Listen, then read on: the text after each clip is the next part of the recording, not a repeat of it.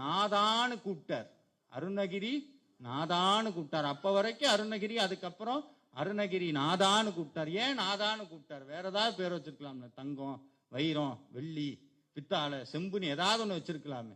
ஏன் நாதான்னு வச்சாருன்னா, நாதம்னா ஓம்ங்கிற பிரணவ மந்திரம். நாதம்னா ஓம்ங்கிற பிரணவ மந்திரம். சுவாமி உபதேசம் பண்ணார் ஓம்ங்கிற பிரணவ மந்திரம். அதுக்கப்புறம் அருணகிரிநாதர் என்ன பண்ணார்? மடை திறந்த வெள்ள மாதிரி முத்து முத்து முத்தா திருப்புகழ் பாடினார். யாரு அடி எடுத்து கொடுத்தா? முருகன் தான் திருப்புகழுக்கு அடி எடுத்து கொடுத்தார். சரி, யாரு பேர் வச்சா இது திருப்புகழ்னு? முருகனே பேர் வச்சார்.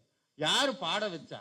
முருகனே பாட வச்சார். இதுக்கு சாட்சி எங்க இருக்கு? அருணகிரிநாதர் சொல்றார், பக்தியால் யான் உன்னை பலகாலும் பற்றியே மா திருப்புகழ் பாடி.